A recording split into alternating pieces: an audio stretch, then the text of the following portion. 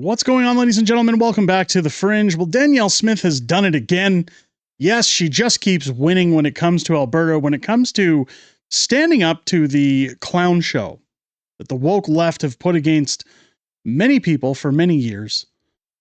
Now, recently she's called a by-election in Alberta. For anybody who isn't aware, Naheed Nenshit, the man who has to stand outside because he's not actually official leader of the NDP yet, is going to be running in a by-election at the end of June to see if he can proclaim his seat.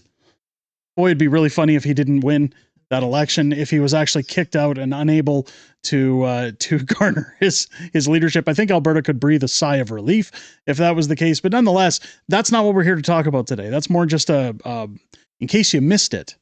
One thing that came out of the news yesterday that Danielle Smith announced, a little bit of a change coming to schools.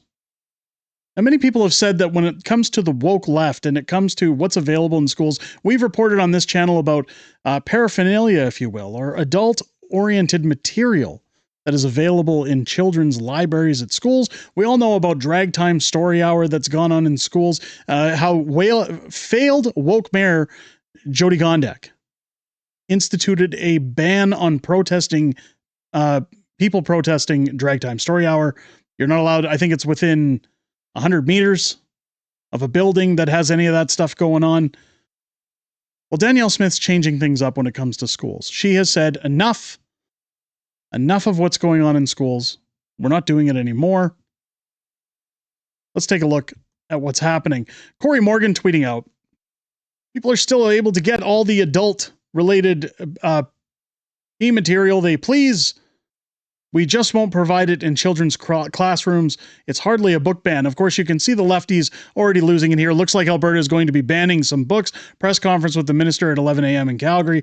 It says here that ensuring school library materials are age appropriate. So the leftists have lost their mind over this. They're, of course, upset because Danielle Smith won't allow them to just brainwash children anymore, to put books in their schools that cloud one's minds. I know for as a parent's stance, anytime we've taken the kids to somewhere like Indigo Chapters, you walk in the door and the kids section is full of woke books, all about DEI, all about gender stuff.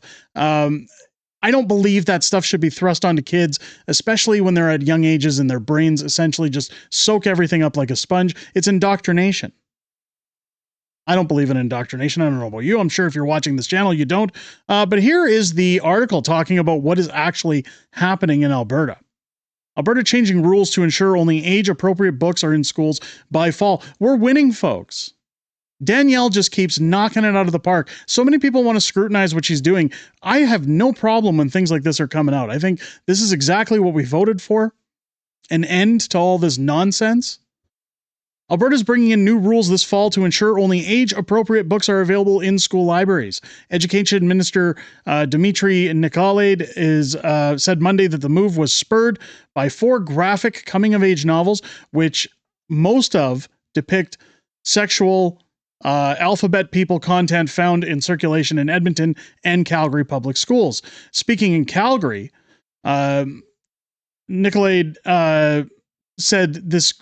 said a group of parents, approached him with concerns, and government employees were sent to schools to confirm the books were indeed on library shelves. These materials contain nudity, graphic, explicit depictions of sexual acts, and images, including mouth stuff, we'll say. There we go. Sorry, I have to think about how we're going to say things here. He also said, adding that there was also concern about depictions of unwanted contact, self-harm, substance abuse, and derogatory language. The novels are written by American authors Maya Kababi, I don't really care, Fun Home by Alison Birchdill, Blankets by Craig Thompson, and Flamer by Mike Curato. Excerpts of the books published by the governments to higher concerns include quotes taken from each of the pages of explicit illustrations. In light of the books and parental concerns, they also said that the government would develop new standards for school officials to determine the appropriateness of library materials. They would apply to public, separate, francophone, charter, and independent schools. The province plans to have rules in place for the fall. A government, as a first step, has launched an online survey to gather input from Albertans. The survey, set to close June 6th, features 13 questions, including how sexually explicit books should be handled and if parent consent should be required. It also asks who should determine if a book is age appropriate. The Conservatives, or the UCP, also said that the government's concerns are limited to graphic images and depictions of said activities. Themes and depictions of graphic violence are probably not an issue, he said. Now, that, again, I'd say is a gray area. That's all what floats your boat. I certainly wouldn't want to say one's okay and the other isn't. I think it depends on your kids. And I think, again, now I'm somebody who grew up in the 80s and 90s in the era of video stores. And video stores had ratings on movies. I know for a fact that as badly as my friends and I wanted to get our hands on, the Playboy Playmate calendar videos that came out when we were in our teens, the video store would stop you from doing that, of course, because if you weren't 18 years of age, you couldn't touch that material. I don't see the problem with them doing the same when it comes to materials in schools. I really don't. If it's too violent, if it's too graphic, if there's themes discussed in books that are harmful to children, absolutely take them out of there. When asked if the new standards would prohibit alphabet content, the UCP said they didn't think so. If there was a book on astrophysics that had graphic content, they would have the exact same concerns, he said.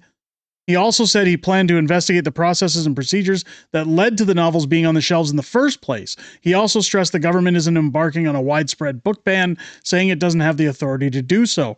Premier Danielle Smith, in a social media post that begins with a content warning, said her government plans to draw a boundary line. Albertans deserve to know what's really being shown to children in some of our K-9 schools, she said. Parents are right to be upset. Trustees from Edmonton and Calgary Public School Divisions said the government's concerns came as a complete surprise. This is where I have a problem. These woke lunatics are teaching our children, and they believe that they have rights over top of the parents to decide what's best for our kids. Just because it's something they prefer doesn't mean it's something we prefer for our children. They need to back off. Both our divisions follow established, rigorous processes to ensure that library resources are age-appropriate and relevant for students, said the trustees in a joint statement. So how are these books found in those schools then? If these rules are followed, then how did these show up in schools? Because it doesn't sound like they had a hard time picking them out. They said processes are in place for people to raise concerns about library books. The division said they pulled the novels from shelves while the content is reviewed, but said a lack of communication with the government undermines the working relationship with the Education Ministry. Alberta's Teachers Association President Jason Schling told reporters he agreed that library materials need to be age appropriate, but worries the government's plan will target alphabet community books specifically. So it's saying, no, they should have the right to put that stuff in books. Why don't they make books about ditty parties or something, right? Like, just throw that at kids too, while we're at it. We're concerned that the selection process that the government has initiated has the potential to prioritize special interest groups arriving at their own predetermined agendas and to further target diverse communities. Well, that's exactly what they were doing with these materials. So they're saying, well, we can't have our fun anymore, so we're going to just blame you and say, well, you're just a bigot. If you agree with this, you're a misogynist. You're sexist. Phobic. All students in Alberta's public schools deserve to see themselves represented in the material that they read. Fine, then let their parents take them to a bookstore and get them what they need. Let them go to a bookstore and buy said materials if they wish to do so with their money.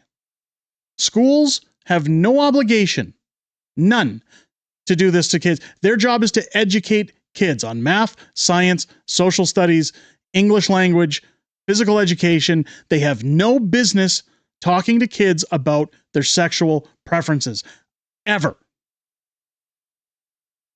ever. Thank you for calling. Jeff Park, executive director of the Alberta Parents Union Advocacy Group, lauded the announcement. Park encouraged Albertans to take the survey, noting that ultimately one vision of what literature children should be exposed to will triumph over another. The Canadian Union Pacific Employees, which represents library workers at Edmonton Public Schools, said the government is embarking on dubious culture wars to distract from underfunded schools. The government should talk to parents who will let them or who will tell them, book censorship does nothing to solve real issues students face, said QP Local 3550 President Mandy Lamoureux. Again, get the unions out of here. They have no place in this. Unions shouldn't decide what kids should consume. QP is a cancer. Opposition NDP education critic Amanda Chapman said library materials need to be age appropriate, but the decision shouldn't be made by government. Well, it shouldn't be made by a bunch of perverted teachers either. It shouldn't. There should be a special section, in my mind, at the schools. And before kids go in there, it's kind of like the old curtain at the video store. Before kids go back there, the schools should have to call the parents and say, do you wish for your kids to look at these materials? And I can already see it, some lefty in the comments saying, but Derek, what if they don't feel comfortable telling their parents who they are? That's not the school's problem. It's unfortunate. It's not something I feel good about for some kids that they have to battle those concerns. But we live in a pretty tolerant society these days where coming out of the closet or saying where you prefer to be on the spectrum isn't as heavily scrutinized and judged as it used to be. I'm not saying it doesn't happen, but I am saying it's kind of a mainstream thing these days that most parents, I think, love their kids enough they would listen if their kids came home, if they felt they had to talk to their parents. I really don't care how they roll this up.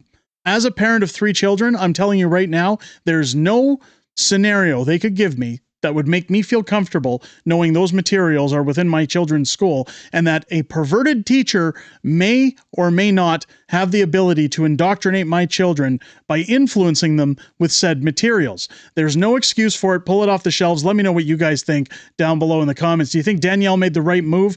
Do you agree with this move? Let me know your thoughts down below. If it's your first time here, I hope this video's earned your subscription. Make sure as you're hitting that button, you click the bell for notifications. Turn on all notifications so you never miss a beat when videos drop on this channel. Join me live each and every Friday night for Friday Night Fringe, our weekly live streaming show, where I'm joined by the beautiful Mrs. Fringe as we go over everything that happened this week in politics, everything we know that's coming up in the week ahead, as well as your Q&A inside the greatest YouTube community on the platform. I look forward to talking to you guys outside of making these videos. I most importantly look forward to talking to you this Friday at 6 p.m. Pacific, 8 p.m. Central here on the channel. With that said, ladies and gentlemen, I hope you enjoyed this video. I hope you have a great rest of your day. I'll catch you on the next one.